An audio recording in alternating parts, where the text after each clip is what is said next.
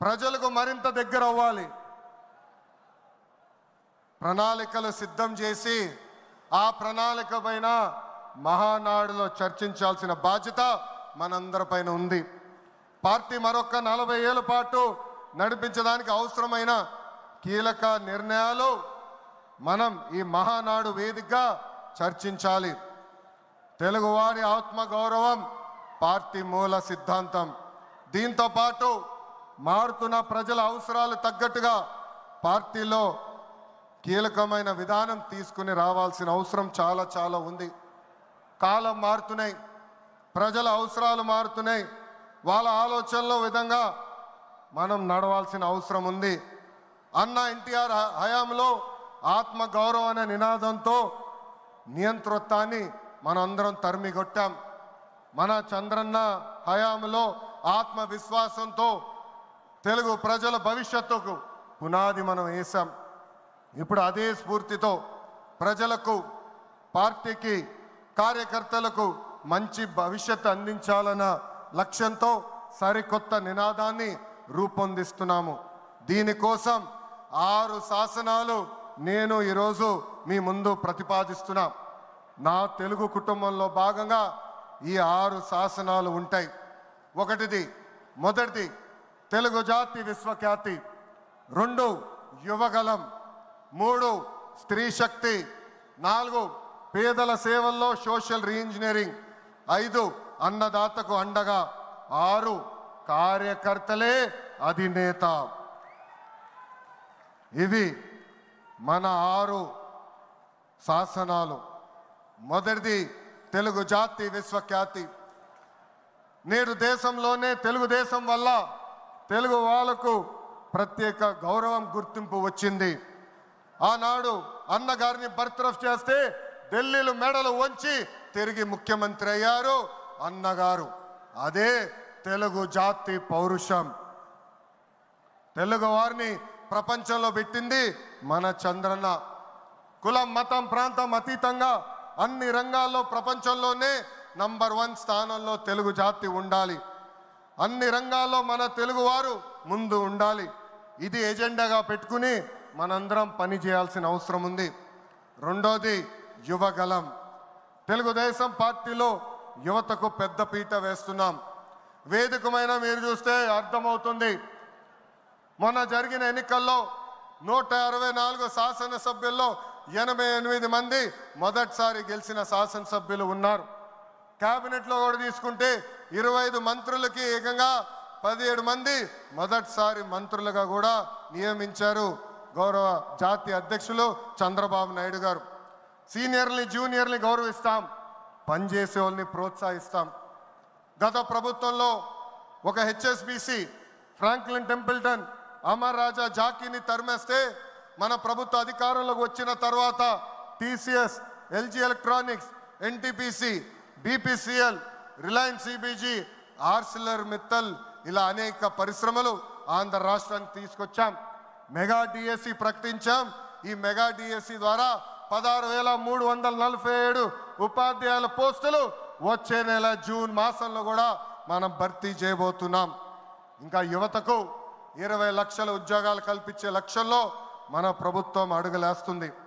మన రాష్ట్రంలో బలమైన యువశక్తి ఉంది. వారికి సరైన అవకాశాలు అందిస్తే దూసుకుని పోతారు. అన్ని రంగాల్లో వారికి ఉపాధి, ఉద్యోగ అవకాశాలు కల్పించడమే మన లక్ష్యంగా పెట్టుకుంటున్నాం. మూడోది స్త్రీ శక్తి. అన్న ఎన్టీఆర్ మహిళలకు ఆస్తుల్లో సమాన హక్కు కల్పించారు. మహిళలకి ఆర్థిక స్వాతంత్రం ఇచ్చింది మన చంద్రన్న. గత ప్రభుత్వంలో శాసనసభ సాక్షిగా తల్లిల్ని అవమానించారు. సొంత తల్లిని, చెల్లిని మెడబెట్టుకుని బయటికి గెంటేశారు. అర్థమైందా రాజా? అర్థమైందా రాజా?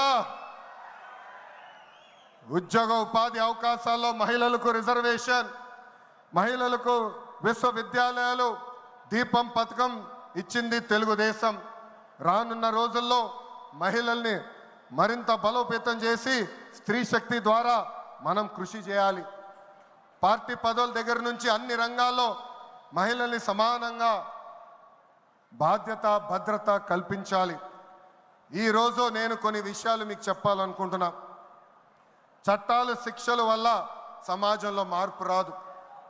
సమాజంలో మార్పు రావాలంటే మన ఇంట్లో మార్పు మొదలవ్వాలి. ఇప్పుడు కూడా మనం కొన్ని పదాలు వాడతాం. గాజులు తొడుక్కున్నావా, చీరలు కట్టుకున్నావా, ఆడపిల్లగా ఏడవద్దు, ఇలాంటి పదాలు మనం మానేయాలి. అప్పుడే మనం ఆశించిన మార్పు సమాజంలో వస్తుంది. నేను ప్రతిపక్షంలో ఉన్నప్పుడు ఆనాడు ఒక మహిళా మంత్రి నాకు చీర గాజులు పెడతానని చెప్పారు. ఆనాడే చెప్పా ఆమెకి, చీర గాజులు పంపించండి, మా అక్క చెల్లెలకు పెట్టి వాళ్ళు కాలు మొక్కి ఆశీర్వాదం తీసుకుంటానని. నాలుగోది, పేదల సేవల్లో సోషల్ రీఇంజనీరింగ్. పేదరికం లేని సమాజం తెలుగుదేశం పార్టీ లక్ష్యం.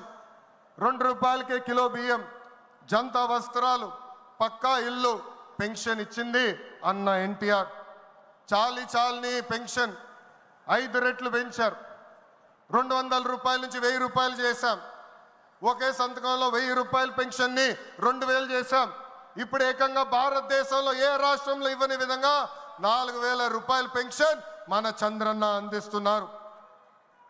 ఇంతేకాదు, డ్వాక్రా, దీపం, అన్న క్యాంటీన్ ఇచ్చింది మన చంద్రన్న. భారతదేశంలో ఏ నాయకుడు సాహసం చేయలా, కానీ మన నాయకుడు చంద్రన్న సాహసం చేసి ఎన్ని ఆర్థిక ఇబ్బందులున్నా ఇచ్చిన బాబు సూపర్ 6 హామీ నిలబెట్టుకునేందుకు ముందలికి అడుగులేస్తున్నారు. మన ప్రభుత్వ అధికారులకు వచ్చిన వెంటనే పెన్షన్ పెంచాం, మూసేసిన అన్న క్యాంటీన్లు తిరిగి ప్రారంభించాం, మెగా డిఎస్సి ఏర్పాటు చేశాం, వచ్చే నెలలో తల్లికి వందనం ఇస్తున్నాం, ఆగస్టు మాసంలో ఉచిత బస్ ప్రయాణం కూడా మన ప్రభుత్వం అందజేయబోతుంది. ఇప్పుడు ఏకంగా P4 కాన్సెప్ట్తో పేదరికం నుంచి కుటుంబాలు బయటికి తీసుకొచ్చేందుకు చేయూత అందిస్తున్నారు మన చంద్రన్న. తెలుగుదేశం పార్టీ ఆవిర్భావం తర్వాత బడుగు బలహీన వర్గాలకి ఆర్థిక రాజకీయ స్వాతంత్రం వచ్చింది. పార్టీకి పునాదిగా ఉన్న మన బీసీలకి ఏకంగా స్థానిక సంస్థల ఎన్నికల్లో 33% రిజర్వేషన్ అందించింది తెలుగుదేశం పార్టీ. అందరికీ ఆమోదంతో ఏకంగా వర్గీకరణ చేసింది కూడా తెలుగుదేశం పార్టీ. అందుకే ప్రతి వర్గానికి న్యాయం చేయాలి, సోషల్ రీఇంజనీరింగ్ చేయాలనే లక్ష్యంగా మనందరం పెట్టుకోవాల్సిన అవసరం ఉంది. ప్రస్తుత పరిస్థితుల్లో అన్ని కులాలకు సామాజిక సమన్వయం కూడా అవసరం ఉంది. 5వది, అన్నదాతకు అండగా. రైతులు లేకపోతే సమాజమే లేదు. ఈ సిద్ధాంతం బలంగా నమ్మే పార్టీ తెలుగుదేశం పార్టీ. అన్న ఎన్టీఆర్ గారి దగ్గర నుంచి మన చంద్రన్న వరకు రైతుల జీవితాలు మార్చేందుకు కృషి చేశారు. డ్రిప్ ఇరిగేషన్ దగ్గర నుంచి